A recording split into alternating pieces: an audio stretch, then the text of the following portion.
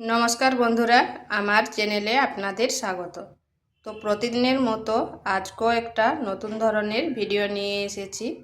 আজ বানাবো নিরামিষ এঁচোড়ের কালিয়া। তো চলুন দেখে নেওয়া যাক আমি কিভাবে নিরামিষ এঁচোড় রান্না করি। এখানে নিয়েছি এঁচোড়। এঁচোড়টাকে নুন হলুদ মাখিয়ে সেদ্ধ করে নিয়েছি। ঠিক এরকম সেদ্ধ হবে। আর এখানে নিয়েছি মিডিয়াম সাইজের দুটো আলু। আলুটাকে এরকম কেটে নিয়েছি, কিন্তু আলুটাকে আমি সেদ্ধ করিনি। এটা আপনারা আলু ছাড়াও করতে পারেন, কিন্তু আলুটা দিলে একটু বেশ মাখো মাখো হয়। কড়াইতে দিয়ে দিচ্ছি তেল।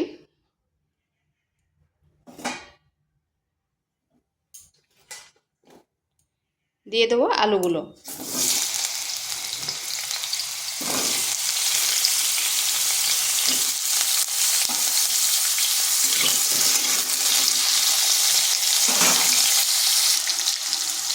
দিয়ে দিচ্ছি পরিমাণ মতো লবণ।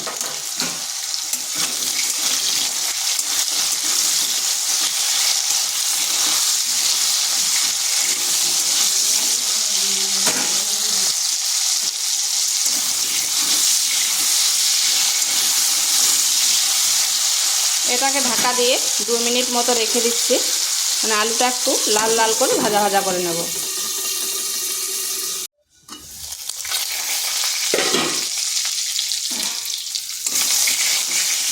আলুটাকে এরকম লাল লাল করে ভেজে নিয়েছি। তো এগুলাকে এরপর তুলে নিচ্ছি। এরপর ওই তেলের মধ্যে দিয়ে দিচ্ছি এঁচোড়গুলো। এঁচোড়টার জলটা ঝরিয়ে রেখেছিলাম, আর এঁচোড়টাকেও একটু ভেজে নেব। এঁচোড় সেদ্ধ যে জলটা আছে সেটা কিন্তু ফেলে দিইনি, রেখেছি, সেটা পরে দরকার হবে।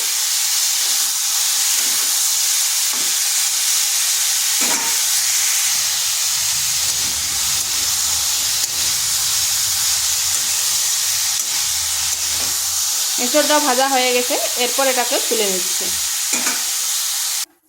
ওই কড়াইয়ের মধ্যে দিয়ে দিচ্ছি আবার 2 চামচ তেল।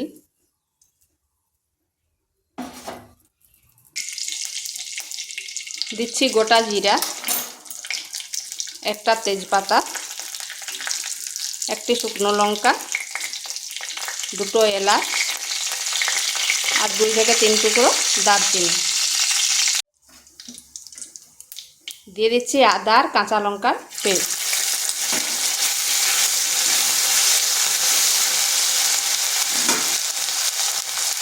একটা টমেটো।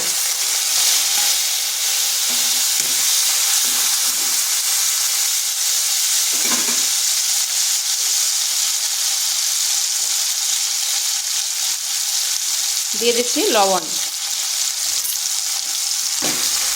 লবণটা আমি একবারে দিলাম, কারণ এঁচোড়ও দেওয়া আছে আর আলুতেও দেওয়া আছে, সেই পরিমাণে দিবেন।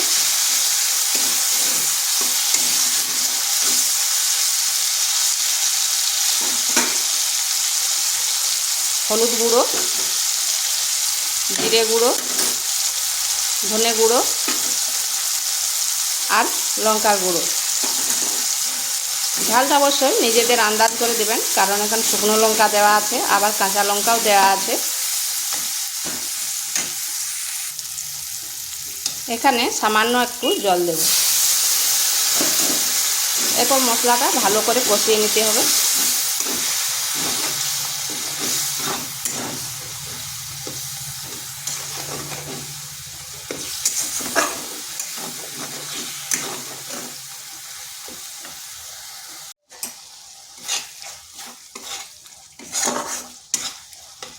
মশলাটা কষানো হয়ে গেছে, দিয়ে দিচ্ছি আলুগুলো।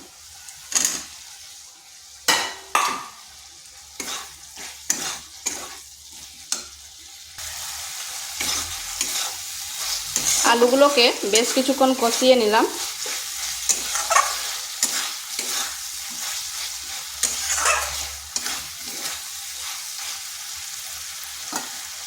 এরপর দিয়ে দিচ্ছি এঁচড়গুলো।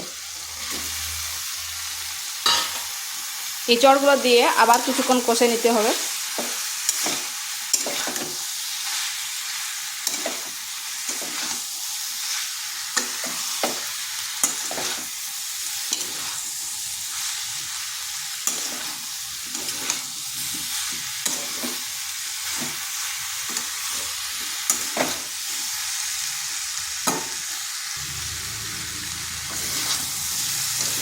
এটা ভালো করে কষিয়ে নিতে হবে যাতে এঁচোড়ের গায়েও মশলাটা ভালোভাবে ঢুকে যায়। আর এখানে নুনটা চেক করে নেবেন।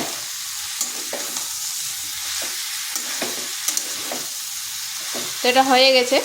এরপর দিয়ে দিচ্ছি সেই এঁচোড় সেদ্ধ করা জলটা। এখানে আবার একটু জল দিচ্ছি।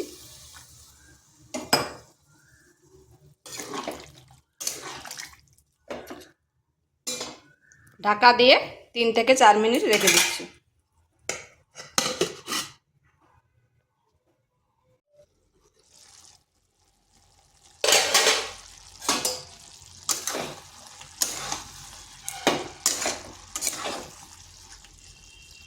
দেখুন আলুগুলো খুব সুন্দরভাবে সেদ্ধ হয়ে গেছে। এরপর দিয়ে এসেছি গরম মশলা।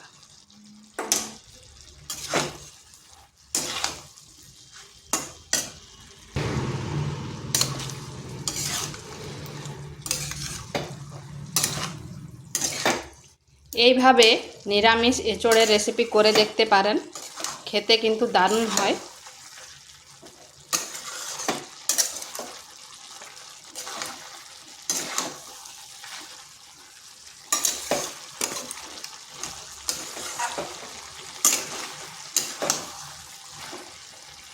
তো এটা হয়ে গেছে। আর ভিডিওটা ভালো লাগলে লাইক, শেয়ার, কমেন্ট অবশ্যই করবেন। আর নিত্য নতুন রেসিপি পাওয়ার জন্য চ্যানেলটিকে সাবস্ক্রাইব করবেন। এরপর নামিয়ে নিচ্ছি।